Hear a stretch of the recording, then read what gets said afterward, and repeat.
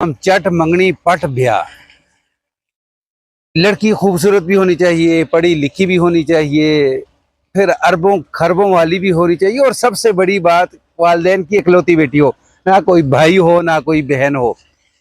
ناظرین کرام، یہ ایک کال آتی ہے، اس کا میں سارا واقعہ جو ہے وہ آپ کے ساتھ شیئر کرتا ہوں۔ سن کر آپ کو ہنسی بھی آئے گی اور آپ کہیں گے یار یہ کیسا بندہ ہے۔ واقعہ ویڈیو آپ نے مکمل دیکھنی ہے۔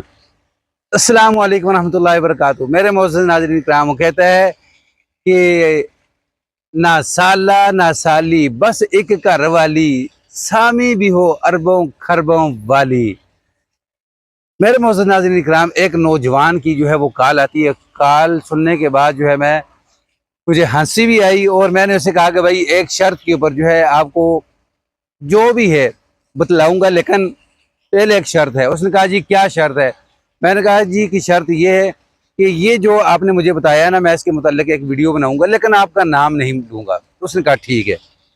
اچھا جی، کال آتی ہے لڑکے کی، مجھے کہتا ہے کہ جی لگتا ہے کہ آپ مولوی صاحب ہیں۔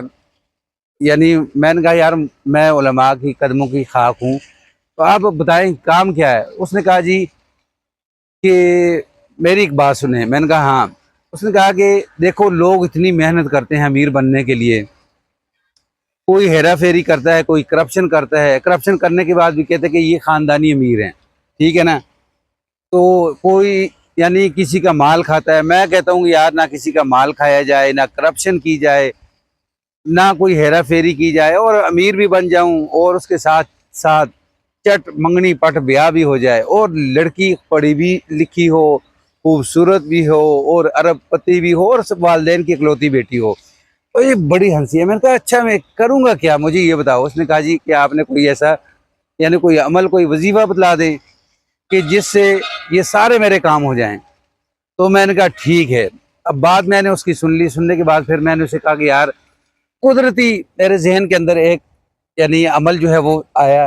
میں نے کہا کہ ہاں، اس عمل کے متعلق میں نے پڑھا تھا کہ جس کا کام نہ ہو رہا ہو وہ یہ کر سکتا ہے، جو پریشان ہو وہ یہ کر سکتا ہے، جس کا شوہر جو ہے وہ یعنی بدل جائے بگڑ جائے وہ عورت بھی کر سکتی ہے، کسی کو جائز محبت ہو گئی ہے وہ بھی کر سکتا ہے۔ تو میں نے سوچا کہ یار ہاں یہ بتا دیتا ہوں۔ پھر اس کو میں نے کہا دیکھو کہ آپ کو 41 دن مسلسل یہ کام کرنا پڑے گا۔ وہ کام کیا ہے کہ آپ نے اس کے اندر یعنی ایک دن کا بھی ناغہ ڈالا نا، تو آپ کو پھر دوبارہ ایک سے دوبارہ شروع کرنا پڑے گا۔ تو اس نے کہا جی بتائیں، فی الفور بتائیں۔ میں نے اس کو کہا دیکھو کہ آپ نے 41 دن مسلسل لگاتار فجر کی سنتیں پڑھنے کے بعد اتنا گیپ ہونا چاہیے بیچ میں کہ آپ اس کے بعد 41 بار سورہ اخلاص پڑھنی ہے بسم اللہ الرحمن الرحیم کے ساتھ۔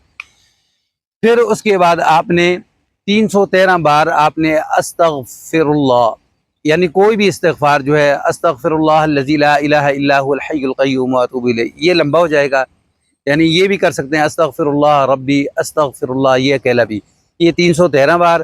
پھر اس کے بعد آپ نے ایک تسبیح درود شریف کی، درود شریف آپ صلی اللہ علیہ وآلہ وسلم پڑھ لیں۔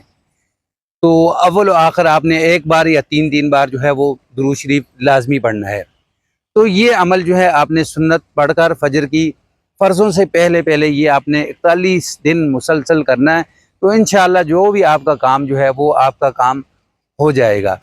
تو اس نے کہا جی کہ شکریہ، تھینک یو۔